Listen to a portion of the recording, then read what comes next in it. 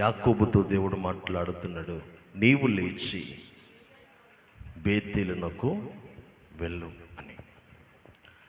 బేతేలునకు వెళ్ళక మునుపు యాకోబు జీవితం ఎల్లనంతసేపు కూడా ఎవరెవరినో నమ్ముకున్నాడు. తనకున్నటువంటి సొంత ఆలోచన నమ్ముకున్నాడు. దాని ద్వారా ఖడ్గం ఎదురైంది. తన సొంత మామగారిని నమ్ముకున్నాడు. ఆయన ద్వారా కూడా ఖడ్గమే ఎదురైంది. సొంత పిల్లలను నమ్ముకున్నాడు. వారి ద్వారా కూడా ఖడ్గం ఎదురైంది. అలాంటి పరిస్థితుల మధ్య ఇప్పుడు యాకోబు జీవితంలో అతని జీవితం గందరగోళంగాను అల్లాకొల్లంగాను అతని జీవితం కొనసాగించబడుతున్న సమయంలో అతని జీవితం అంతా కూడా మనం చూస్తే మరణము అతని చుట్టూ ఆవరించిందట. అక్కడ నివాసం ఉన్న ప్రాంతంలో ఏం ఆవరించింది? మరణం ఆవరించింది. మరణం ఆవరించబడిన స్థలములో నుంచి యాకోబును దేవుడు అంటున్నాడు, నీవు లేచి అన్నాడు. ఏం చేయాలంట? ఎక్కడి నుంచి? కూర్చున్న చోట్ల ఏం ఆవరించింది? మరణం ఆవరించింది. సహవాసం ఉన్న చోట్ల ఏం ఆవరించింది? మరణం ఆవరించింది. అతనికి కలిగి ఉన్నటువంటి పిల్లల ద్వారా అతనికి ఏమొచ్చింది? చెప్పండి. మొదటి మాట నేను రెండో మాట మీరు చెప్పాలిగా. మరణం ఆవరించింది. ఇప్పుడు ఆవరించబడినటువంటి మరణము తప్పించుట దేవుని వాక్యం అంటది, మరణము తప్పించుట యెహోవా వశము. ఎవరు వశం అంట? దేవుని వశం. అందుకని దేవుని సన్నిధిలో అంటాడు, యాకోబుతో చెప్పిన మాట, నీవు లేచి బేతేలునకు వెళ్ళమన్నాడు. బేతేలు అనగా గత ఉదయకాల సమయంలో మాట్లాడుకున్నాం, దేవుని మందిరం లేదా దేవుని ప్రత్యక్షత కలిగిన చోటు. బాగా గమనించండి. దేవుని మందిరానికి ఎవరు వెళ్ళినా వారు ఏం చేయబడుతున్నారు? దీవించబడుతున్నారు. వారు ఏం చేయబడుతున్నారు? ఆశీర్వదించబడుతున్నారు. గత రాత్రి సేవకునిలో నుంచి మాట్లాడాడు. అక్కడ ఎవరున్నారు? దేవుని మందిరములో సేవ చేయడానికి దేవుడు ఎవరిని ఎన్నుకున్నాడు? లేవీని ఎన్నుకున్నాడు. లేవీల దగ్గరికి ఎవరు వెళ్ళినా వారు ఏం చేయబడుతున్నారు? ఆశీర్వదించబడుతున్నారు. సమస్యకు పరిష్కారం వస్తూ ఉంది. మరొక మాట మనం చదువుకుందాం. కీర్తనల గ్రంథం 44వ అధ్యాయం. కీర్తనల గ్రంథం 44వ అధ్యాయము 20వ వచనాన్ని మనం చదువుకుందాం. మా దేవుని నామమును మేము మరచి ఉన్న ఎడల అన్య దేవతల తట్టు మా చేతులు చాపిన ఎడల హృదయ రహస్యములు ఎరిగిన దేవుడు ఆ సంగతిని ఏం చేయకుండా మానడంట. ఎవరు రాస్తున్న మాట ఇది? చెప్పాలి. ఎవరు రాసినటువంటి పాట ఈ కీర్తన? కోరాహు కుమారులు రాసిన కీర్తన. ఎవరు వీరు? లేవి వంశస్థులు. ఎవరు వీరు? ఈ లేవి వంశస్థులు చేసే పని ఎక్కడ? దేవుని మందిరములో. బాగా గమనించండి. ఏం చేస్తున్నారు వీరు? పాటలు పాడేవారిగా, ఆరాధించేవారిగా, దేవుని మందిరాన్ని కాచేవారిగా, దేవుని సముఖములో ఉన్నవారిగా, దేవుని సన్నిధానంలో ఉన్నవారిగా, ప్రజల పక్షమై ప్రక్షాళన చేసేవారిగా, ప్రజల పక్షమై దేవుని సన్నిధిలో ప్రార్థించువారిగా, దేవుని కొరకు దేవునికి నీ ప్రజలకును మధ్యవర్తులుగా, ప్రజల పక్షమై ఆరాధించువారిగా, ప్రజల పక్షమై దేవుని ధూపర్తలను వెలిగించడానికి ఇదిగో స్వచ్ఛమైనటువంటి ఒలీవ నూనెను తీసేవారిగా, ప్రతి దినము సమూహపు రొట్టెలను తయారు చేసి ప్రజల పక్షమై దేవుని సన్నిధిలో నైవేద్యం నర్పించువారుగా వారి జీవితం కొనసాగించబడుతుంది. ఒక మాట చెప్పన, మందిరములో 3 భాగాలు ఉన్నాయి. ఏటా 3 భాగాలు? పరిశుద్ధ, అతి పరిశుద్ధ స్థలము, పరిశుద్ధ స్థలము, ఆవరణం. ఈ పరిశుద్ధ స్థలములో నిత్యము కూడా ధూపార్తులో వెలుగుతూ ఉండాలి. 7 దీపస్తంభం ఉంటుంది, అదేం చేయబడాలి? వెలుగుతూ ఉండాలి. వెలిగినప్పుడు ఏం జరుగుతుంది అంటే ప్రజలకు క్షేమము కలుగుతుందట. ఏం కలుగుతుందంట అండి? క్షేమం. ఏదైనా ఒక ధూపార్తిని వాగకోకుండా ఆరిపోకుండా చూసుకునే బాధ్యత ఎవరిది? యాజకునిది. కానీ ఈ ధూపార్తులను వెలిగించడానికి నూనె తీసుకొచ్చి అందించే పని ఎవరిదో తెలుసా? లేవినిది. బాగా గమనించండి. ఇప్పుడు లేవిడు అన్నాడు, అయ్యా మా హృదయములో అన్య దేవతల తట్టు తిరిగిన ఎడల హృదయ రహస్యములను ఎరిగిన దేవుడు. ఏం ఎరిగిన దేవుడు అంటే అయినా హృదయ రహస్యములను ఎరిగిన దేవుడు ఆ సంగతి పరిశోధించక మానునా. ప్రైజ్ ది లార్డ్, హల్లెలూయా. ఒక లేవీడు అంటున్నమాట, ఏమని? మా హృదయములో, మా జీవితములో మేము దేవునిది కాని దాని కొరకు, దేవునికి ఇష్టము లేని దాని వైపు ప్రేమించినా నమస్కరించినా నా దేవుడు దాన్ని ఏం తీసుకొస్తాడంట చెప్పండి? ఆ సంగతిని పరిష్కరిస్తాడు ఆయన. ఏం చేస్తాడు? అందుకే యాకోబు అంటున్నాడు, మనము లేచి, యాకోబు ఇంటి వారితో చెబుతున్నాడు, యాకోబు ఇంటి వారితోనే కాదు తన యొద్దనున్న వారందరితో చెప్తున్న మాటటి చెప్పనా? చదవండి. 35వ ఆదికాండం 35వ అధ్యాయము చూడండి, 2-3 వచనాలు. యాకోబు, కొంచెం పైకి చదవండి అమ్మా.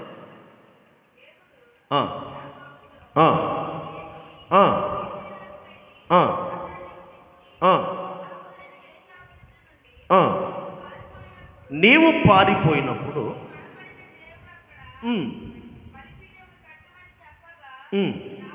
యాకోబు తన ఇంటి వారితోనూ తన యొద్దనున్న వారందరితోనూ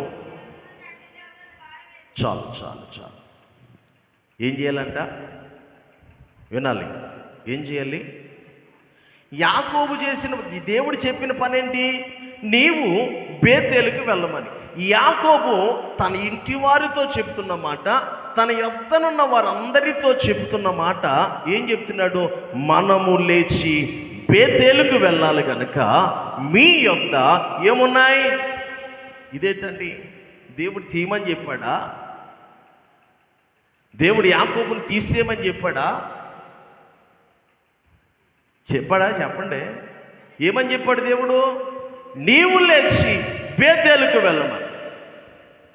నీవు లేచి బేతేలుకు వెళ్ళమని చెప్తే యాకోబు చేసిన పని ఏంటి అంటే లేచాడు.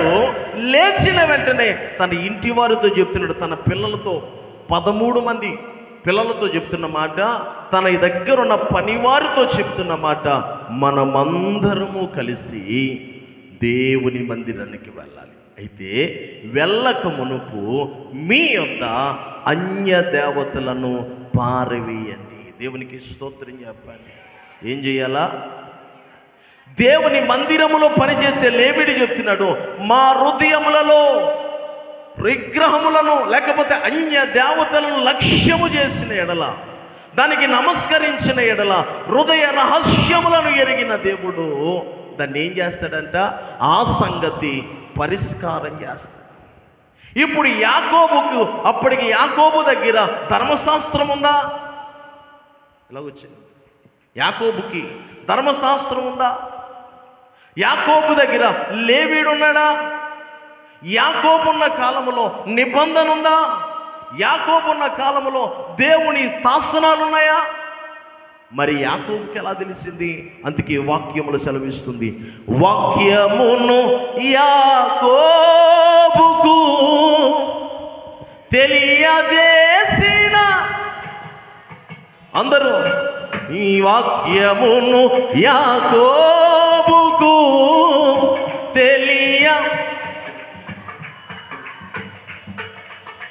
ఏ జనముకి లాగునా చేసి ఉండలేదని, ఏ జనముకి లాగునా చేసి లేదని దేవునికి స్తోత్రము గానము చేయుటయే మంచిది. మనమందర గానము చేయుటయే మంచిది. హల్లెలూయా. ఏం తెలియపరిచాడు యాకోబుకి? ధర్మశాస్త్రము లేనప్పుడు వాక్యమును తెలియజేశాడు ఆయన. దేవుని మందిరానికి వెళ్ళమని చెప్పిన దేవుడే వెళ్ళక మునుపు నీవు విడిచిపెట్టవలసినవేంటో నీకు తెలియజేస్తాడు. చాలామంది దేవుని మందిరానికి వస్తారు, కానీ ఏం చేయరో తెలుసా? హృదయములో ఉన్నటువంటి పనికి మాలిన ఆశలను, కోరికలను చంపుకోరు. దేవుని సన్నిధికి వస్తారు, కానీ వీరి హృదయంలో ఉన్నటువంటి కాఠిన్యత అలాగే ఉంచుకుంటారు. ఇశ్రాయేలీయులు ఐగుప్తును విడిచిపెట్టారు, కానీ వినాలి, ఐగుప్తును విడిచిపెట్టారు. మోషే దేవునితో సహవాసం చేయడానికి సీనాయి పర్వతం మీదకి ఎక్కినప్పుడు మోషే క్రిందకు దిగి వచ్చేటప్పటికి వెళ్ళి చేసిన పని ఏంటి చెప్పండి? దూడ విగ్రహం తయారు చేసి, ఏ దేవునితో మోషే సహవాసంలో ఉంటగా వారు చేసిన పని ఏంటో చెప్పనా? కింద ప్రారంభించారంట. ఏంటి ప్రారంభించడం? దానికి సంబరాలు చేయడం ప్రారంభించారు. ఆడ మగ తారతమ్యత లేకుండా, వస్త్రధారణలో సరైనటువంటి వివరం లేకుండా దాని ముందు కంతులు వేయడం ప్రారంభిస్తే దేవునికి మోషేకు ఉన్న సంబంధం కాస్తంత అక్కడ అభ్యంతరం కలిగితే, ప్రభువా ఎక్కడి నుంచి గోల అంటే ఆయన అంటాడు, ఎక్కడి నుంచో కాదు, నీవు తీసుకొచ్చిన ఈ ప్రజలలో నుంచి వస్తుంది. గబగబా కిందకు దిగి వస్తే ఎవరికి వారే, ఒక క్రమం లేదు, ఒక పద్ధతి లేదు, ఏ విధమైన పరిస్థితి లేదు. ఎరా బాబు మీకు ఎవరు తయారు చేయమని చెప్పాడంటే వాళ్ళు ఏం చేశారు తెలుసా? ఇదిగో అహరోనే మాకు తయారు చేసి పెట్టారు అన్నాడు. అహరోన్ దగ్గరికి వెళ్తే, యా బాబు ఏం చేసావు అని అడిగితే, ఇదిగో నేను బంగారం, వాళ్ళ చేతిలో బంగారం నాకు ఇచ్చిన మాట నిజమే, కానీ నాకు ఏ పాపం తెలియదు, నేను తీసుకెళ్ళి అగ్నిలో పాడేశాను, అది తోడైపోయింది. నిజంగా అయిపోద్దా చెప్పండి? అయిపోయిందా? మరి ఏం చేయాలా? ఒక రూపం రావాలంటే దానికి తగినటువంటి ఉండాలిగా. ఇప్పుడు ఇశ్రాయేలీయులు ఐగుప్తును విడిచిపెట్టారేమో కానీ ఐగుప్తులో ఉన్నటువంటి విగ్రహ రూపములను వారు విడిచిపెట్టలేదు. దేవునికి స్తోత్రం చెప్పండి. ఏం చేయలేదు? ఇదిగో దేవుని బిడ్డలారా, దేవుని సన్నిధిలో బయలుదేరారు, దేవుని పిలుపు మేరకు బయలుదేరారు. వీరు కొరకు 10 అద్భుతాలు ఐగుప్తులో చేశాడు. ఎర్ర సముద్రమును పాయలు చేశాడు. ఆకాశం నుండి మన్నాను కురిపించాడు. ఆకాశంలో ఉన్న ఉన్నతమైన దేవుడు, పరిశుద్ధుడైన దేవుడు వీరి కొరకు దిగొచ్చి, ఇదిగో పగలు మేఘస్తంభముగా, రాత్రి అగ్ని స్తంభముగా, ఇశ్రాయేలులకు వెలుగుగా, ఇదిగో దేవునిని వెంబడించని వారికి, దేవుని శత్రువులకు చీకటిగా నిలబడి వారికేమో నష్టాన్ని కలిగించి వీరికి శ్రేష్టమైనటువంటి ఆరోగ్యమును, కృపను దేవుడు దయచేస్తే వీరేం చేశారో తెలుసా? ఐగుప్తులో ఉన్న రూపాన్ని వెంట పెట్టుకుని తీసుకొచ్చారు. వారు విడిచిపెట్టారేమో కానీ ఐగుప్తును ఏమి విడిచిపెట్టలేదు తెలుసా? ఆ రూపమును వీరు విడిచిపెట్టారు. 32వ అధ్యాయం అనుకుంటాను, నిర్గమకాండం తీయొద్దులే, కానీ అక్కడ అంటాడు, మోషే నేను మీతో కూడా రాను అన్నాడు. ఆయన ఏం చేయడంట చెప్పండి? రాను. ఇప్పుడు దాకా మేము నీతో రాబట్టే కదా ఐగుప్తులో గొప్ప కార్యాలు జరిగాయి, మీతో రాబట్టే కదా ఎర్ర సముద్రము పాయలు చేయబడింది, మీతో రాబట్టే కదా ఫరో సైన్యము ఇదిగో సముద్రములో జీవ సమాధి అయిపోయింది. ఇప్పుడు ఏం చేయాలి? మోషేతో దేవుడు మాట్లాడుతున్నాడు, నేను మీతో కనుక వచ్చానా, ఒక క్షణం మాత్రం ఈ మధ్య ఉన్నానా, మిమ్మల్ని అందరిని ఏం చేస్తాను చెప్పండి? ఏం చేస్తాను? విగ్రహం ఉన్న చోట, యాకోబు అంటాడు పై మాటలో చూస్తే 34వ అధ్యాయము చూడండి, ఆదికాండం 34వ అధ్యాయము చూడండి, 30వ వచనాన్ని మనం చదువుతాం. యాకోబు సిమ్యోనును లేవీని చూచి మీరు నన్ను బాధ పెట్టి ఈ దేశ నివాసులైన కానానీలలోను పెరిజీలలోను అసహ్యునిగా చేశారు. నా జనసంఖ్య కొంచెమే, వారు నా మీదకి గుంపుగా వచ్చి నేనును నా ఇంటి వారును, అది విగ్రహం ఉన్న చోట ఏముంటుందో తెలుసా? చెప్పండి. విగ్రహం ఉన్న చోట ఏముంటుంది? మరి వాళ్ళు కాబట్టి విగ్రహాలు చేశారు. మాకే విగ్రహాలు ఉన్నాయా? లేవు కదా. ఉన్నాయండి?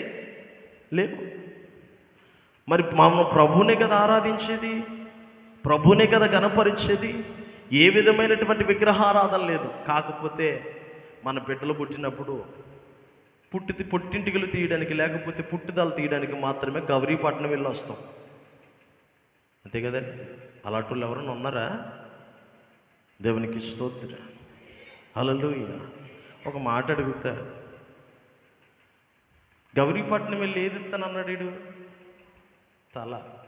మరి ఏమిచ్చి రావాలి? తలకి దివ్వరా? మరి ఏమిచ్చి వస్తున్నాడు?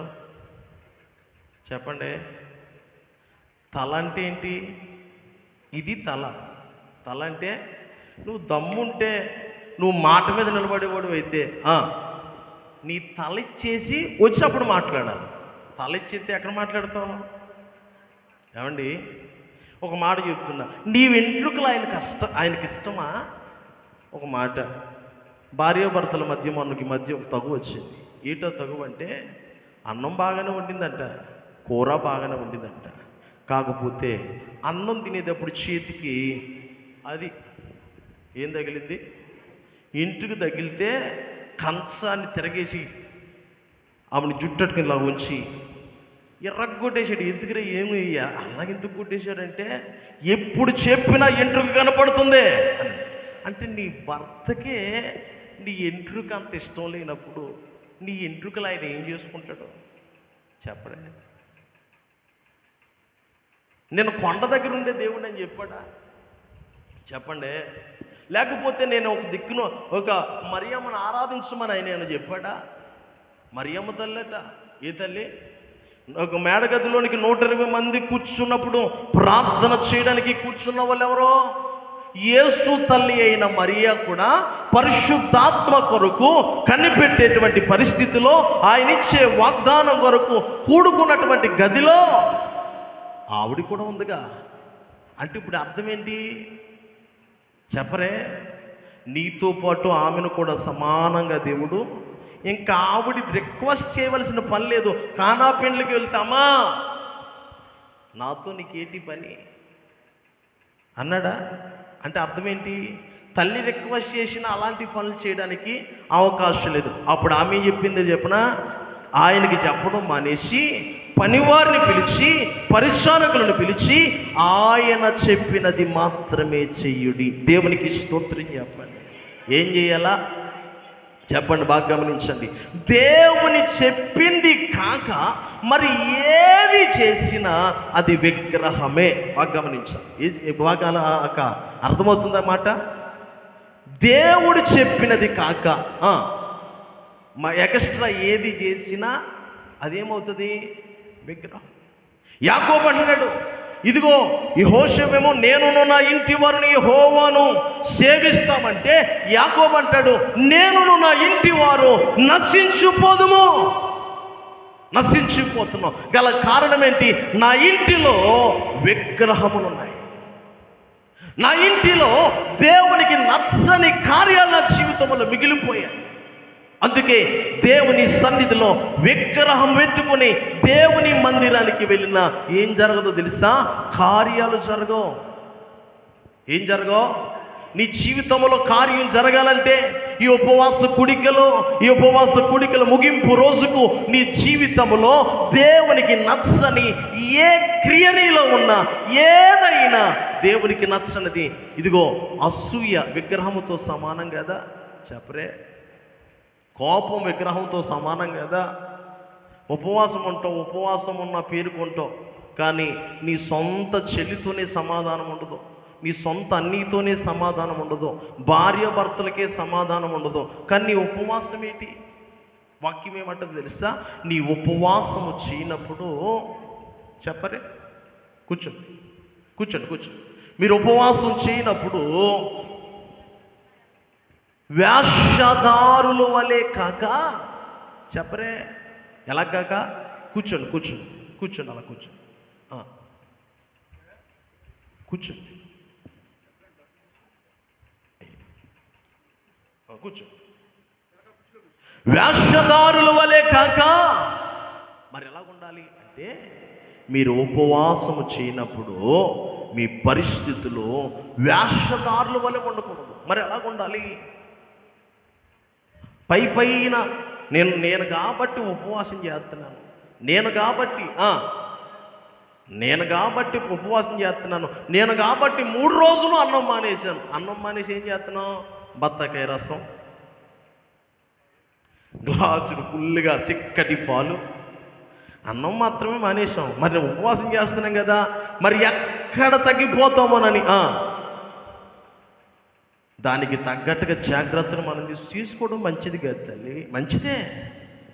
నీ ఆరోగ్య ప్రకారంగా నువ్వు ఎలాగైతే సహకరిస్తావో అది ఉండడం మంచిదే. పూర్వపు విశ్వాసుల యొక్క ఉపవాసాలు వేరు, ఇప్పుడున్న విశ్వాసుల యొక్క ఉపవాసాలు వేరు. గనుక అన్నం మానేసినంత మాత్రాన ఈ రోజున డాక్టర్ గారు ఏం చెప్తున్నారంటే, డాక్టర్ గారి దగ్గరికి వెళ్తే అన్నం కాస్త తగ్గించి ఏం చేయాలట అంటే, అన్నంలో ఏముంది?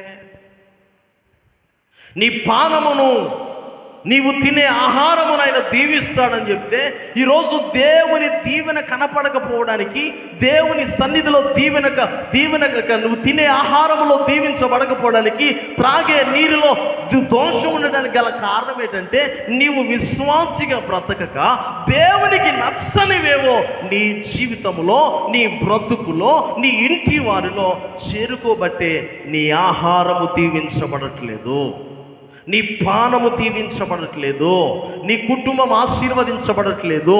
నీవును నీ కుటుంబం ఆశీర్వదించబడాలంటే ఏం చేయలేదు తెలుసా? యాకోబు అన్నాడు, మనము లేచి బేతేలుకు వెళ్ళక మునుపు మనలో ఉన్న అన్య దేవతలను పారవేయండి అన్నాడు ఆయన. ఏం చేయాలంట? చెప్పాలి, ఏం చేయాలి? దేవునికి నచ్చనిది నీలో ఉంది, దేవునికి నచ్చని స్థితి నీలో ఉంది కనుక పారవేయగలగాలి. దేవునికి నచ్చనిది ఏదైనా అది విడిచిపెట్టగలగాలి. ఎప్పుడైతే విడిచిపెడతామో, ఎప్పుడైతే మన జీవితంలో దీవెన ఆశీర్వాదాన్ని మనం పొందుకోగలుగుతాం. విడిచిపెట్టకపోతే దీవించునైనా కుమ్మరించినైనా అంటే ఏం కుమ్మరింతడో తెలదు, కానీ ఆయన మాత్రం దీవెన మాత్రం కుమ్మరించడం. పైకి మాత్రం నువ్వు కానుకిస్తే ప్రభువా నూరంతలుగా దీవించి మాత్రం ప్రార్థన చేస్తాం. కానీ నీవు గనక క్రియలో సరిగ్గా లేకపోతే, పరిస్థితిలో సరిగ్గా లేకపోతే, యాకోబు అన్నాడు, నీవు అక్కడికి వెళ్ళి మనము బలి అర్పించాలన్నాడు. బలి అర్పించడం అంటే ఇవ్వడమా తీసుకోవడమా? చెప్పరే, ఇవ్వడం. బలి అర్పించాలి అన్నాడు. బలి అర్పించాలంటే యాకోబు దేవుని మందిరానికి వెళ్ళి ఖాళీ చేతులతో వెళ్తున్నాడా, ఒట్టి చేతులతో వెళ్తున్నాడా? దేవునికి ఇవ్వడానికి వెళుతున్నాడా? ఇవ్వడానికి వెళుతున్నాడు. ఇచ్చేవాడు ఎలా వెళ్తున్నాడు? చెప్పరే, ఇచ్చేవాడు ఎలా వెళ్తున్నాడు? తన దగ్గర ఉన్న వారితో చెప్తున్నాడు, మనము అన్య దేవతలను పారవేయాలి. దేవునికి స్తోత్రం చెప్పాలి. హల్లెలూయా.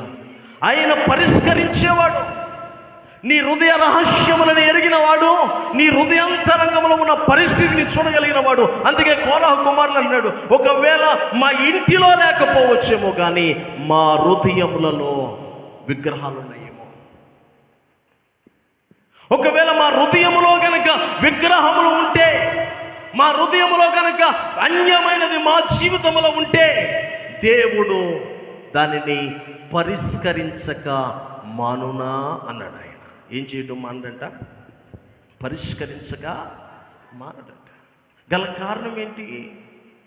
ఎందుకు ఆశీర్వాదం పొందుకున్నట్లేదంటే, విడిచిపెట్టవలసిన వాటిని విడిచిపెట్టక.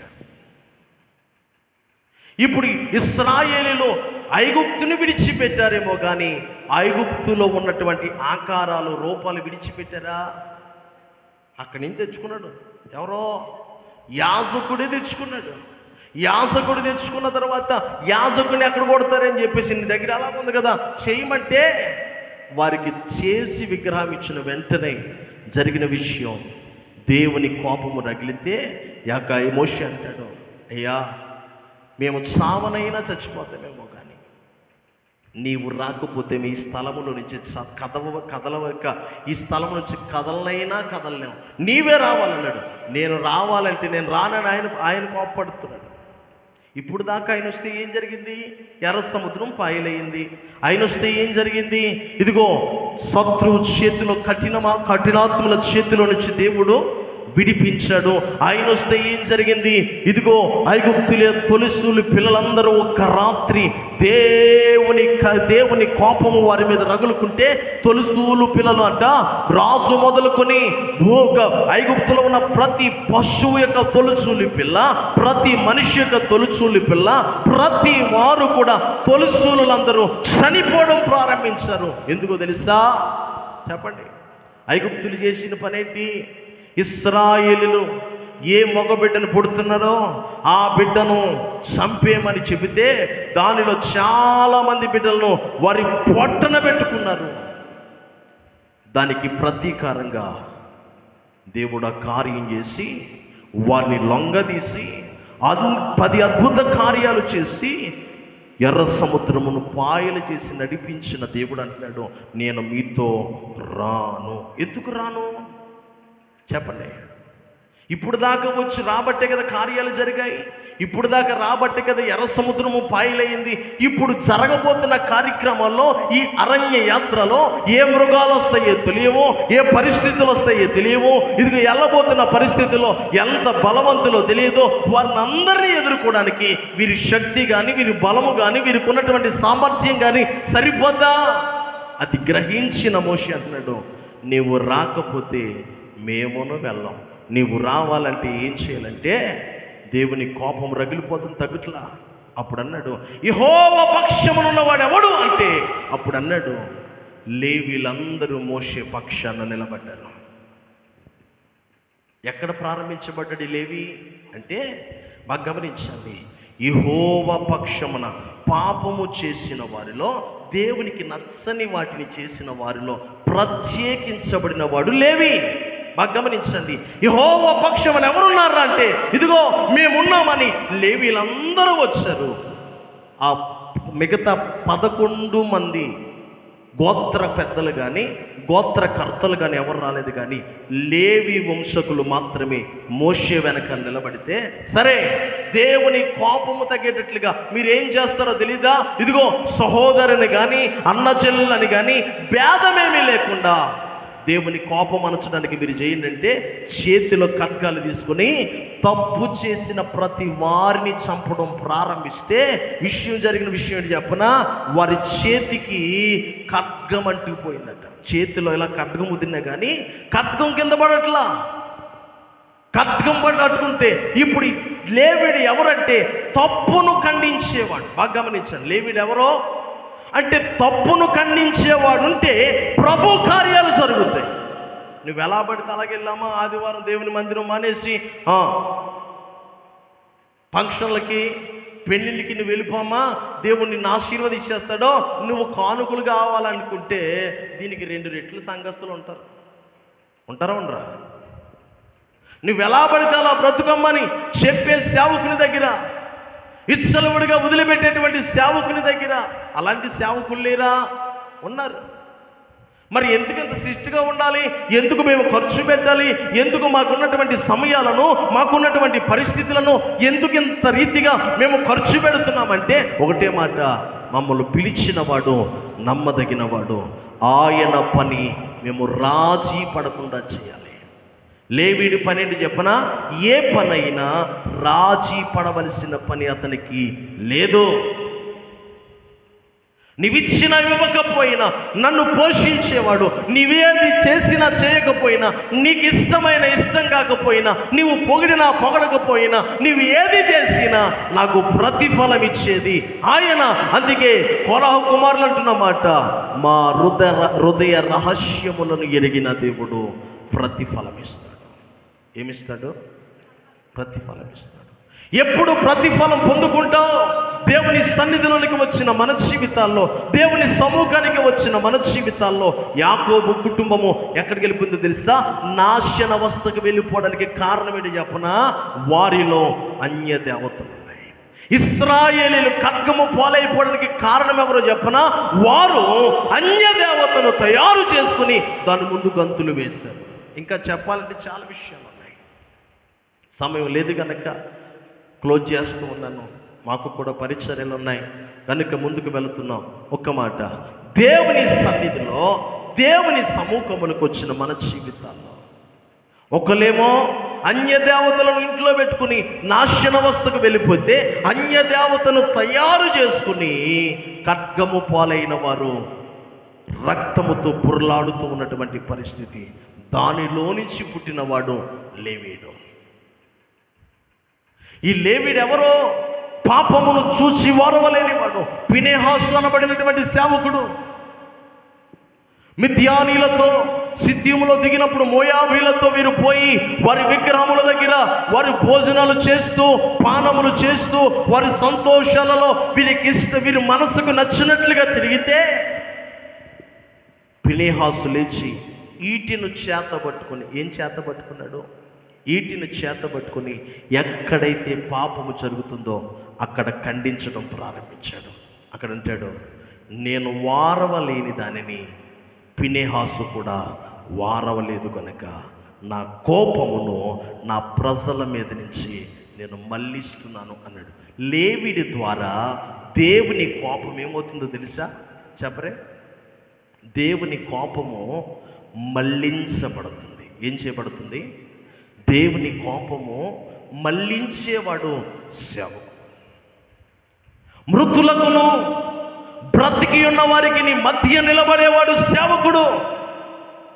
బాగా గమనించండి, దేవుని మందిరానికి వెళ్ళక మునుపు ఏమి విడిచిపెట్టాలి అంటే, మనలో ఉన్న అన్యమైన దానిని, అంటే దేవునికి నచ్చనివి ఏవైతే ఉన్నావో అవన్నీ, చెడ్డ చూపులు, చెడు మాటలు. వాక్యం అంటది, భక్తుడు మాట్లాడుతున్నాడు, నా నోటి మాటలు, నా హృదయ ధ్యానము నీ దృష్టికి అంగీకారములగునుగాక అన్నాడు. ఏమవ్వాలి? ఇక్కడేమో ఉపవాసం ఉంటాం, అదే నోటితో బూతులాడేస్తాం, అదే నోటితో ప్రభువా సహాయం. ఇక్కడికి వచ్చేటప్పటికి అక్కడేమో బూతులాడేటప్పుడేమో రౌద్రం కనపడిపోద్ది అదే ముఖంలో. ఇక్కడికి వచ్చేటప్పటికి మాత్రం వెంటనే చెప్పరే. మీ ఊరిలో అలాంటి వాళ్ళు కాదు, మా ఊరిలో ఉన్నారు, మా సంఘంలో ఉన్నారు, మేము పరిచర్య చేసే ప్రాంతంలో ఉన్నారు. మీరైతే చాలా మంచోళ్ళు, రాపాకోళ్ళు అంటే చాలా మంచోళ్ళు. మీరు ఇంటి దగ్గర భర్తల మీద అర్రరు, పిల్లల్ని శాపనార్థాలు పెట్టరు. మా ఊర్లో భర్తల్ని ఒరే లారీ కింద పడిపోరా అంటారు. మీ ఊరిలో అలాలు కాదు, ఓయ్ ఇదిగో అంటారు అంతే. ఏమంటారు? ఏవండి అనరు, ఓయ్ ఇదిగో. ఇది గౌరవ పదం. ఈ మధ్య ఇంకో మాట నేర్చుకున్నారు, ఒరే అంటామంట ఫ్యాషన్ అయిపోయిందంట. రా అంటే ప్రేమ ఎక్కువైపోయిందంట. వాడికి ఒరే అంటే రా అన్న పిలిస్తే మా ఆడదానికి ఎంత ప్రేమో తెలుసా అంటాడు ఒకడు. అంటే వాడికి ఏం చేయడం తెలక, దాన్ని ఎలా సరిపెట్టుకోవాలో తెలక, మా ఆవిడికి నేనంటే చాలా ప్రేమ, అందుకే నన్ను ఒరే అని పిలుస్తుంది అంటాడు. వాక్యం ఏం చెప్తుంది? నీ భర్తలకు చెప్పరే. మరి అది వాక్యం ఏం చెప్తుందంటే దేవుడు చెప్పిన మాటే కదా. మీ భర్తలకు లోబడితే కదా ప్రేమించేది. అమ్మా ఇక కష్టపడి వచ్చేవాడికి లోబడి మంచినీళ్ళు తీసుకొచ్చి గావుగా ఎదురుగట్టుకెళ్ళి ఇచ్చావు సంతోషపడతాడు.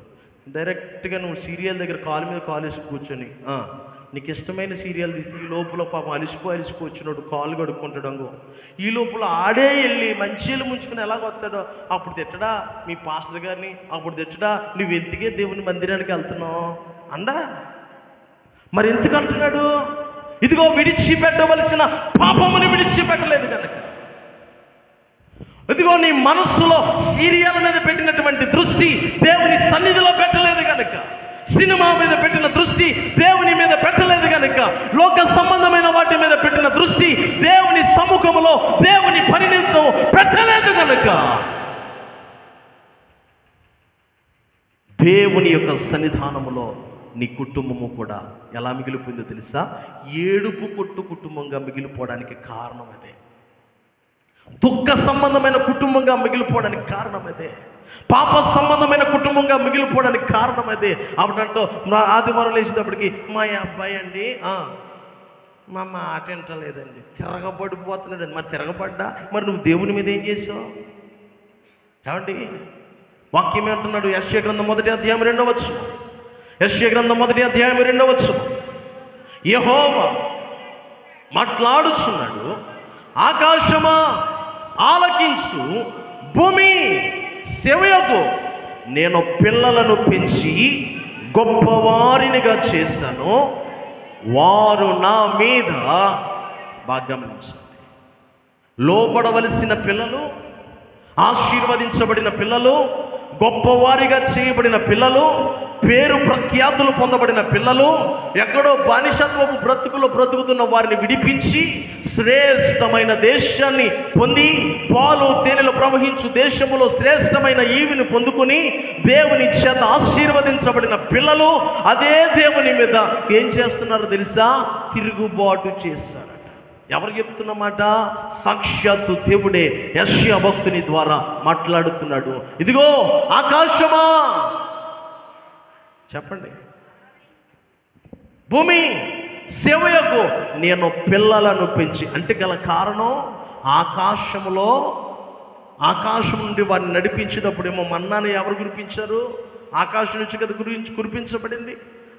భూమి మీద కార్యాలు, ఇదిగో వారి దాహముతో కొట్టుమిట్లాడుతూ ఉంటే బండ నుంచి భూమి మీద కదా నీరు పారింది, చెప్పరే? అవునా? అంటే ఇప్పుడు ఆ కార్యములు చూచినప్పుడు, ఆ కార్యముల ద్వారా అనుభవించినప్పుడు ఆ సాక్షులు ఎవరు? ఆకాశము భూమే కదా. ఇప్పుడు అదే ఆకాశానికి, అదే భూమికి చెప్తున్నాడు, నేను పిల్లలను పెంచి గొప్ప వారినిగా చేశాను, వారు నా మీద ఏం చేస్తూ వచ్చారట? తిరుగుబాటు వచ్చింది. మరి దేవుడు తినడానికి తిండి లేనప్పుడు, కట్టుటకు వస్త్రము లేనప్పుడు, ఇదిగో మన జీవితానికి విలువ లేనప్పుడు, క్రీస్తును కలిగినప్పుడే దేవుడు నీ కుటుంబాన్ని ఆశీర్వదించాడు, నీ కుటుంబాన్ని దీవించాడు, నీ కుటుంబాన్ని ఆశీర్వదించి ఘనమైన పాత్రలుగా చేస్తే వాక్యం అంటున్నమాట, సరంబీక దేవుని మందిరం పాడై ఉంటుండగా సరంబి వేయబడిన ఇండ్లలో కూర్చుని నివసించి ఇదిగో విశ్రాంతి పొందుటకు ఇది సమయమా అంటాడు ఆయన. ఏంటంట? మన ఇండ్లేమో శ్రేష్టంగా ఉంటాయి, మన ఇల్లేమో పాలగచ్చు ఉంది. మరి దేవుని మందిరం చెప్పండి, దేవుని మందిరం ఏముంది? ఈ ఉపవాస కుడికలో సేవకుని నిర్ణయం, సేవకుని ఆశ, సంఘము భారం, సేవకుని భారం ఒకటైపోవునుగాక.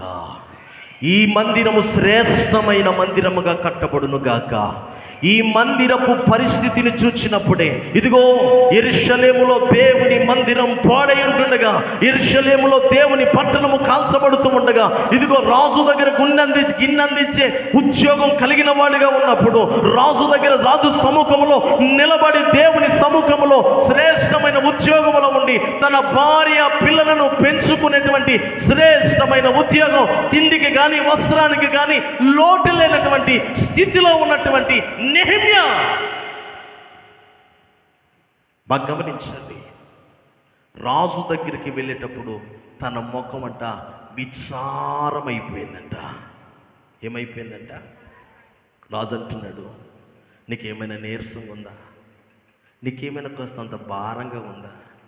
నీకేమైనా కాస్తంత ఏదైనా తెగులొచ్చిందని ఎవరైనా చెప్పారా? ఏమైనా నీ పరిస్థితి, నీ ఇంట్లో ఏదైనా ప్రాబ్లం ఉందంటే, అయ్యా ప్రాబ్లం ఉన్నది నా భార్యలోనో నా పిల్లల్లోనో కాదయ్యా, నేను పుట్టి పెరిగి నా పితరులు రక్షించబడిన దేశంలో నా దేవుడు నా రాజుగా ఉండి శ్రేష్టమైన దేశాన్ని ఇచ్చాడే, ఆ దేశము పాడైపోయింది. కాల్చబడిపోయింది. ఆ పట్టణం అగ్ని చేత కాల్చబడిపోయింది. మందిరములో శ్రేష్టమైన మహిమనిలోచుండే స్థలములో ఇదిగో ఆ దేశపు రాజులు వచ్చి దేవుని మందిరపు ఉపకరణములను తీసుకుని వెళ్ళిపోయారయ్యా.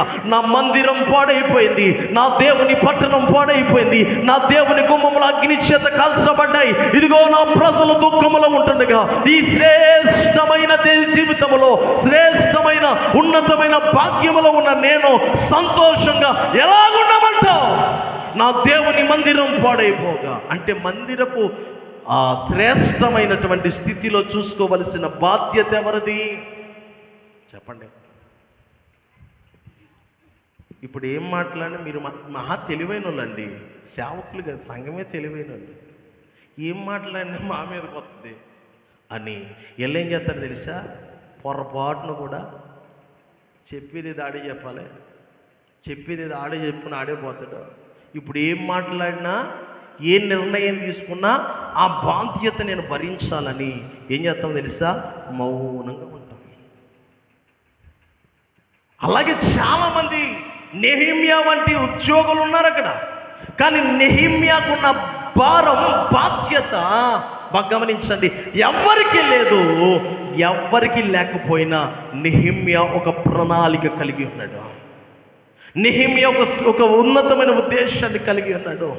ఇదిగో పునాదులు కట్టిన వారు ఉన్నారు, శ్రేష్టమైన స్థితిలో ఉన్నవారు ఉన్నారు అని చెప్పి నెహెమ్యా ఏం చేశాడు తెలుసా?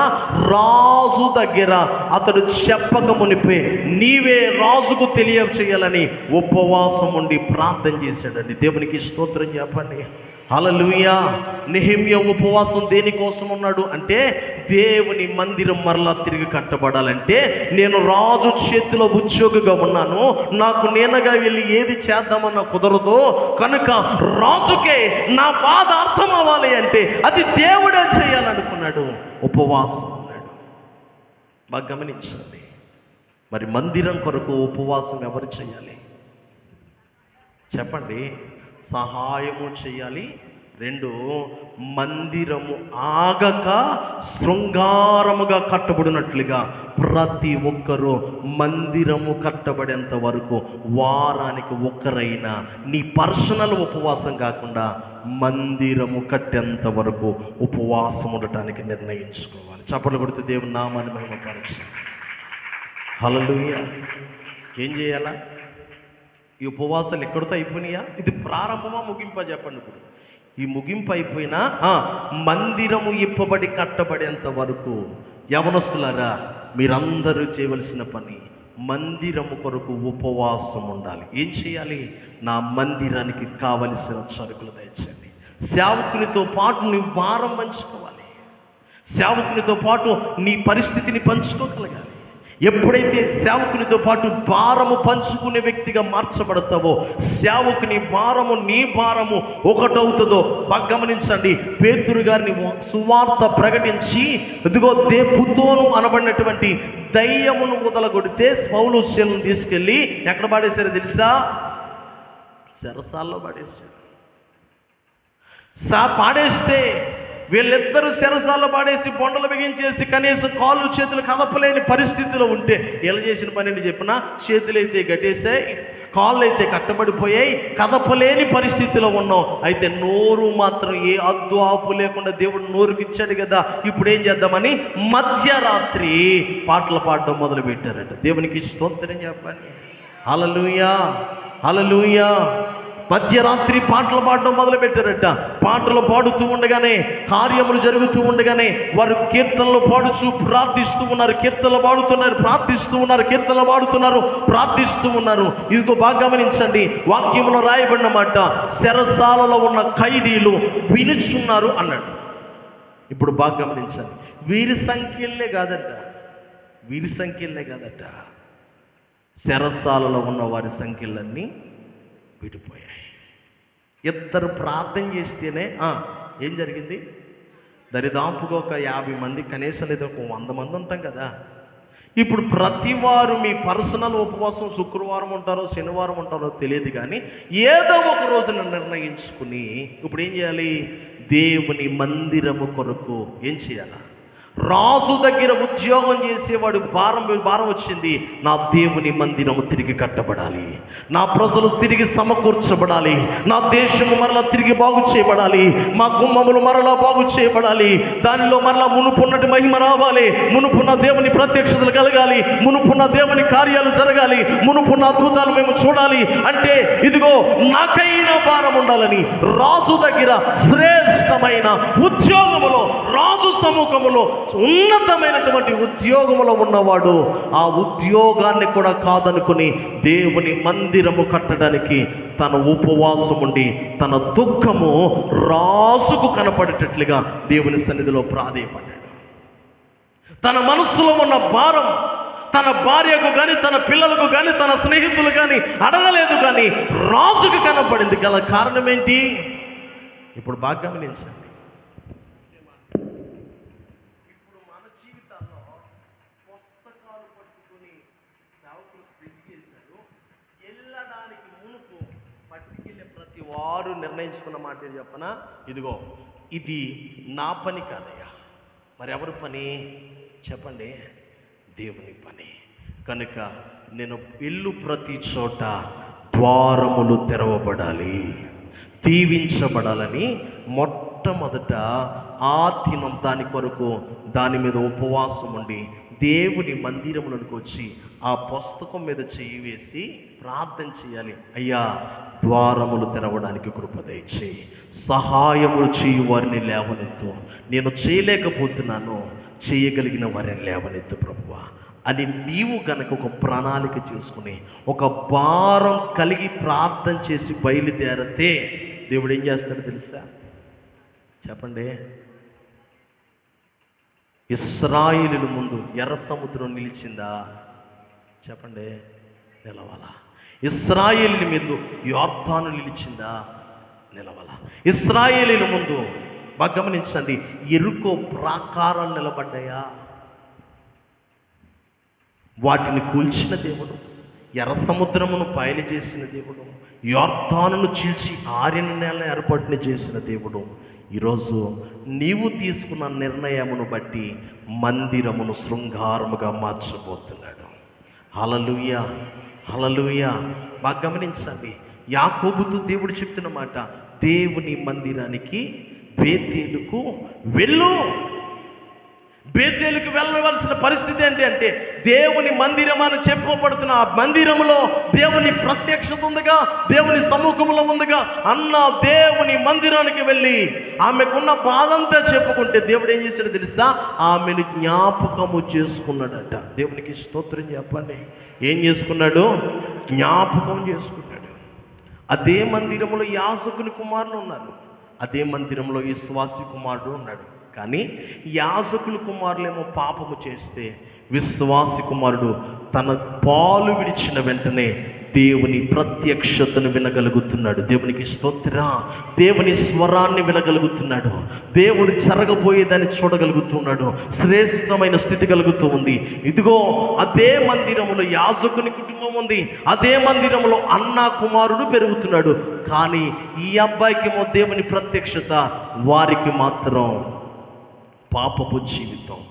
పాపము జీవితం చేసిన వాడు యాజకుని కుటుంబం అంతా సర్వనాశనం అయిపోయినట్టుగా దేవుడు ఏం చెప్పాడు? ఇదిగో నీవు చేసిన పాపం వల్ల కానీ, నీవు చేసిన పనుల వల్ల కానీ, బలి వలన కానీ, నైవేద్యము వలన కానీ దేని వలనను నేను క్షమించనన్నాడు. యాజకుని కుటుంబం ఏమైంది? అయిపోయింది. కానీ ఒకటే మాట, చిన్న మాట, దేవుని సన్నిధిలో సమూయేలు జీవితంలో అతడు ఎదిగి పెద్దవాడైన తర్వాత యవన ప్రాయంలోకి వచ్చిన తర్వాత 7వ అధ్యాయము 3వ వచనంలో అంటాడు, వారుట మిష్పాకు పిలవనంపించాడట. ఎవరిని? ఇశ్రాయేలు. అప్పటికి ఎలాగున్నారు వారు అంటే దుఃఖములో ఉన్నారు. ఎలాగున్నారు?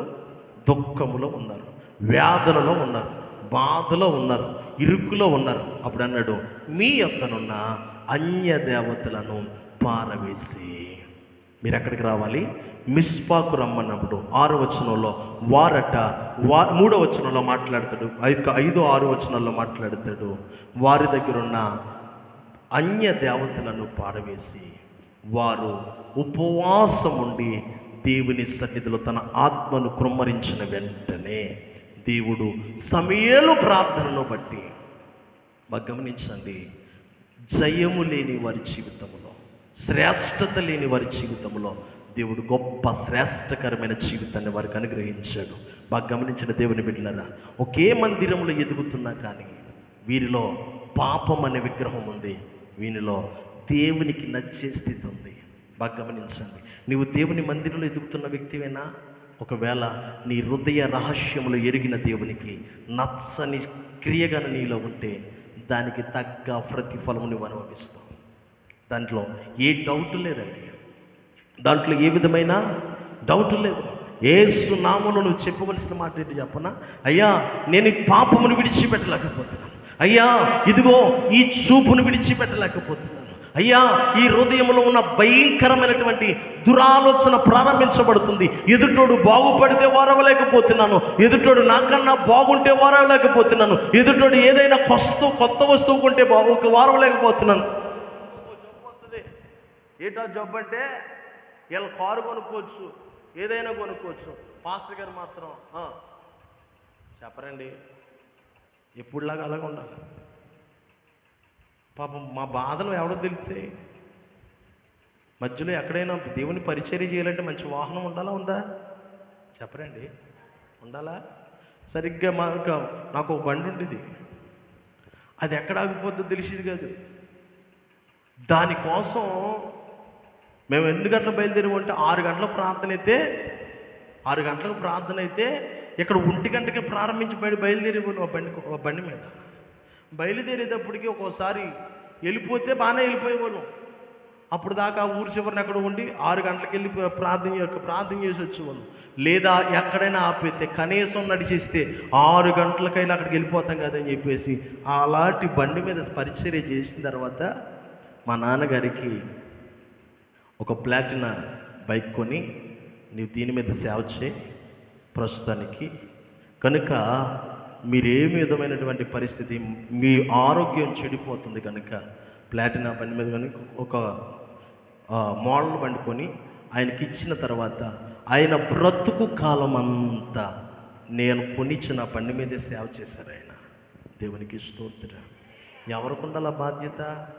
మా సేవకుడు వయసు పెరుగుతుంది, నా సేవకుని భారం పెరుగుతుంది అని కొంతమంది సంఘస్థులు అయితే కనీసం లేదన్నా కారు అని ఎత్తారు. మన కారు ఇచ్చి అంత లేదు కాబట్టి కనీసం లేదన్నా శ్రేష్టమైన మందిరం అనే అయ్యా మాకు. దేవునికి స్తోత్రం. హల్లెలూయా. ఏమి ఇవ్వాలా? శ్రేష్టమైన మందిరమైన అయ్యా. ఆ మందిరములో మేమందరం మనసారా ఆరాధించగలిగిన కృప దయచేయి, ఉన్నతమైన కృప దయచేయి అని దేవుని సన్నిధిలో అడిగితే మన ప్రార్థన బాగా గమనించండి, ఫలభరితంగా మార్చబడుతుంది.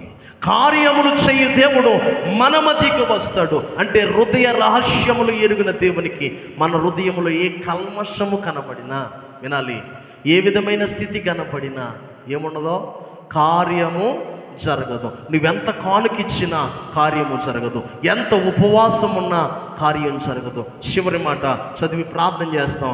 ఒకటే మాట, యెషయా గ్రంథం 58వ అధ్యాయము, యెషయా గ్రంథం 58వ అధ్యాయము 18వ వచనాన్ని చదువుతాం. అమ్మా 57 వరకు 57 చూడండి. అంతే 57:18. నేను వారి ప్రవర్తన చూచి తిని, అదిగో ఏం చూస్తున్నాడంటే ఇప్పుడు, అంటే ప్రవర్తన చూస్తున్నాడంటే హృదయాంతరంగంలో ఎరిగిన వాడు కదా. ప్రవర్తన అంటే దేనికి సంబంధించింది? హృదయానికి సంబంధించిందే కదా. ఇప్పుడు బాగా గమనించండి, స్వస్థత నీకు రావాలి అంటే సేవకుడు చేసినంత మాత్రాన స్వస్థత రాదు. మరి ఏం రావాలి అంటే మన ప్రవర్తనలో మార్పు రావాలి, మన ప్రవర్తనలో అన్యత తొలగాలి. చాలామంది ఏం చేస్తారు తెలుసా? చెప్పండి, ఏం చేస్తారు? ఇక మా సేవకుల్లో ఏమి లేదంట, వరాలు లేవండి. మరి ఏమున్నాయి? ఇదిగో పెద్దపల్లి ప్రవీణ్ గారి దగ్గర మాత్రం ఎలాంటి వరాలు ఉన్నాయి చెప్పరే. మొన్న ఈ మధ్య కారే వస్తుంది అన్నాడు, కారు పోయింది. ఫ్యానే వస్తుంది అన్నాడు. దేవునికి స్తోత్రం. అంటే విషయం ఏంటికి? నీవు ఎవరినైతే నమ్ముతున్నావో వారిలో ఏ రోజైనా ఫెయిల్యూర్ అయ్యారా లేదా, అవుతున్నారా లేదా? బాగా గమనించండి. నీ సేవకుడు ఎప్పుడైనా అబద్ధమాడా? నీ సేవకుడు ఎప్పుడైనా పనికి మాలిన కార్యాలు మాట్లాడా? నీ సేవకుడు లేని దానిని ఉన్నదన్నట్టుగా ప్రకటించాడా? లేదు కదా. అతనికి ఉన్నది కలిగి ఉన్నది దేవుని వాక్యాన్ని పఠనం చేశాడు, అతనికి కలిగి ఉన్నది వాక్యాన్ని ధ్యానించాడు, అదే వాక్యాన్ని ప్రజలకు ప్రకటించాడు. దానికోసం నీ పెట్టిన పేరేంటి చెప్పనా? మా సేవకుల్లో ఏం లేదంట, ఆత్మబలం ఉండదండి. మరి ఏముండదు? నువ్వు చూసి వస్తున్నావా? చెప్పరే. దేవునికి స్తోత్రం చెప్పండి. హల్లెలూయా. బాగా గమనించండి. రకరకాలైనటువంటి వారికి కప్పు నూనె బాటలు పట్టుకుని సాల ఉన్నది. ఏ సాలా అండి? గోశాల అని మధ్య ప్రారంభించబడింది. ఈ మధ్య ప్రారంభించారు చాలామంది. డబ్బులు ఎట్టి కొనుక్కొని పట్టుకెళ్తుంటే వీళ్ళకి ఏముందో పట్టేసుకుని తీసుకెళ్ళి ఆవులు తీసుకెళ్ళి ఎక్కడ కట్టేస్తున్నారు తెలుసా? దాంట్లో కట్టేస్తున్నారు. గోశాల అంటే పశువులు పరుండు ఒక సాలగా చేశారు. ఇప్పుడు స్వస్థత సాల అన్నాడు. ఏ సాల అంటే గోశాలకి స్వస్థత సాలకి పెద్ద తేడా ఏమి లేదుగా, ఉందా? అక్కడేమో పశువులు ఉన్నాయి, ఇక్కడ అంతే. ఆడ ఏది చేస్తే అది ఉంటుంది, అక్కడ ఏది చేస్తే అదే తైలం బాటలు. కానీ అక్కడ ఏం జరుగుతుంది తెలుసా? 10 రూపాయల తైలం కాకపోతే ప్రార్థన వలన 150 రూపాయలు పెరుగుతుంది అంతే. ఎంత పెరుగుతుంది? 100 రూపాయలు పెరుగుతుంది. వాళ్ళు కూడా చెప్తున్నారు శ్రేష్టమైనది దేవునికి ఇవ్వాలని. అక్కడైతే ఇస్తావు, మరి నీ సేవకునికో, నీ దేవుని సన్నిధికి నీ కొరకు ప్రాధేయపడి కన్నీళ్లు కార్చి దేవుని ప్రణాళికలో ఉన్న సేవకునికి ఏమివ్వగలుగుతున్నావు? కనీసం లేదైనా నీ సముఖంలో విశ్వాసము. దేవుని వాక్యం ఏం చెప్పింది? పలానా పాస్టర్ గారి దగ్గరికి వెళ్ళి చేయించుకోండి, నేను స్వస్థత ఇస్తానన్నాడా? వారి ప్రవర్తనను బట్టి నేను వారికి స్వస్థత కలగజేస్తానన్నాడా? చెప్పండి. ప్రవర్తన. నీ ప్రవర్తన బాగుంటే నువ్వు స్వస్థత పడతావు. నీ ప్రవర్తన బాగుంటే నీ భర్త మారుతాడు. నీ ప్రవర్తన బాగుంటే నీ ఇంటి వారు మారుతారు. నీ ప్రవర్తన బాగుంటే నీ వెళ్ళు చోట దీవించబడుతుంది. నీ వెళ్ళు ప్రతి చోట ఆశీర్వదించబడుతుంది. యేషపు అడుగు పెట్టిన ప్రతి స్థలము దేవుడు ఏం చేశాడు? చెరసాలలోకి వెళ్ళాడు. చెరసాలను ఏం చేశాడు? ఆశీర్వదించాడు. రాజ్యంలో అడుగు పెట్టాడు. ఐగుప్తుని ఏం చేశాడు? ఆశీర్వదించాడు. పోతీఫర్ ఇంట్లో అడుగు పెట్టాడు. ఇంటిని ఏం చేశాడు? ఆశీర్వదించాడు. అంటే యేషపు ఎక్కడుంటే అక్కడ దేవుని ఆశీర్వాదం కలగడానికి గల కారణం ఏంటి అంటే వాక్యం అంటది, పాపము చేయగలిగిన వయసు ఉన్నప్పటికీ, పాపము చేయగలిగిన ఇదిగో అధికారం ఉన్నప్పటికీ, పాపము చేయగలిగిన అవకాశం ఉన్నప్పటికీ ఏ పాపమునకు లొంగిపోకుండా, పక్క ధర్మశాస్త్రము లేనప్పుడు, ఉపదేశము లేనప్పుడు, నిబంధన లేనప్పుడు పరిశుద్ధుడిగా, పాత నిబంధన పరిశుద్ధుడిగా యేషేపు నిలబడ్డాడు. ఎక్కడి నుంచి వచ్చింది చెప్పండి? ఎక్కడి నుంచి వచ్చింది ఇదంతా? యాకోబు తన కుమారుడైన యేషేపుకి నేర్పించాడు. అతని దగ్గర కొద్ది కాలంలో, నాన్న మన దగ్గర అన్య దేవత సంబంధమైనది మనకు అది. అందుకే యాకోబు యేషేపు మీద చేతులెత్తినప్పుడు యేషేపు ఫలించెడు కొమ్మ అన్నాడు. మరి ఉన్న వాళ్ళు ఏమన్నట్టు? అందుకే అన్నాడు యాకోబు అన్నాడు, ఒరే యోధా నీవు ఏమన్నాడు? కొదమ సింహం అన్నాడు.